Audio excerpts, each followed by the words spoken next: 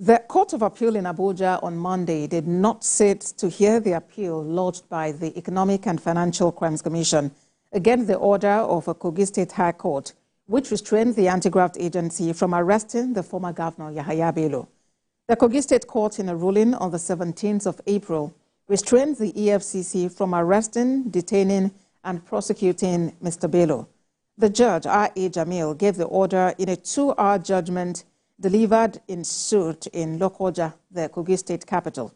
The EFCC is seeking to arraign the former governor on 19 counts, bordering on alleged money laundering, breach of trust, and misappropriation of funds to the tune of 80.2 billion naira. Earlier, a chieftain of the People's Democratic Party, Segun Shomi, spoke on TVC News Beyond 100 Days. If you invite anybody, you should invite them in the manner that is dignified and respectful, and then you should wait for them to come. And then when they don't come, you can then start raising all your red herring. But you didn't do that. Leave that aside. How do you explain the fact that it is the same council that is representing a person who has political reason to be upset with Bello, which is the SAN Okechupa, that is also representing EFCC? Have you not seen the hands of Jacob and the hands of Esau here? For more updates, the spokesman of the EFCC, Dele Oyewale, joins us. Thank you for joining us on TVC News at 10. Well, we had a guest earlier in our bulletins who actually said this is a political witch hunt. How do you convince Nigerians that this is purely the law and not what the EFCC has been accused of?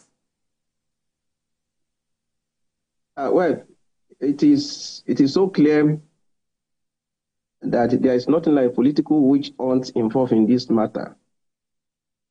19 count charges have been preferred against the former governor, and those charges are loaded with facts.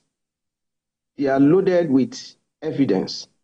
They are loaded with enough justification for his arraignment. So I don't understand what is meant by political witch hunt. Why is the governor, why is he shying away from honoring the invitation of the commission? Why is he running away from arraignment?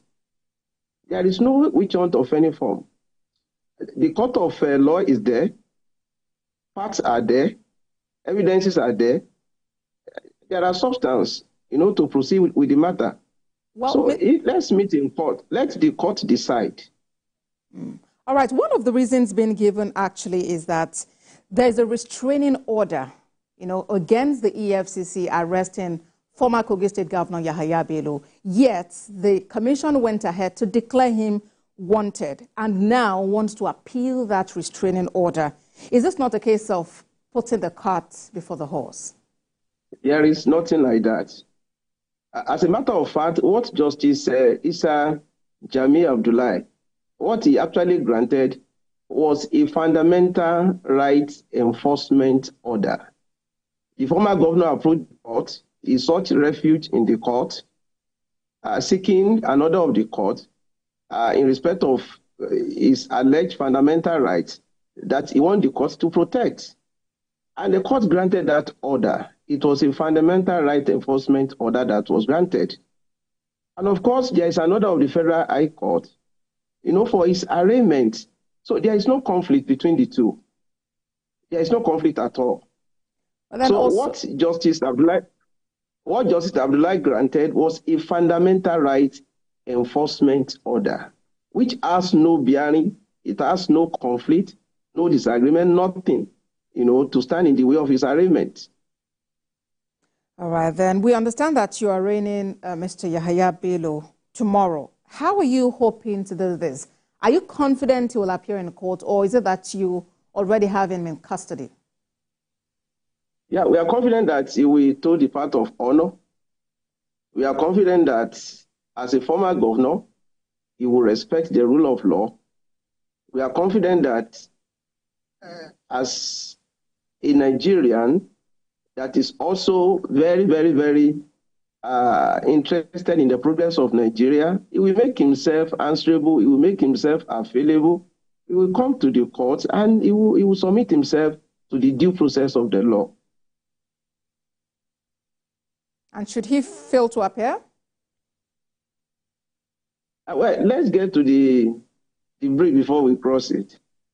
Let's hope that he will toe the path of honor and he will make himself available for arraignment. I've been speaking with Dele Oyewale, spokesman of the EFCC. Thank you for talking to us on TVC News at 10. Thank you so much, Awosede. Thank you for having me. Thank you so much. Away from that, President Bola Tinubu will on Tuesday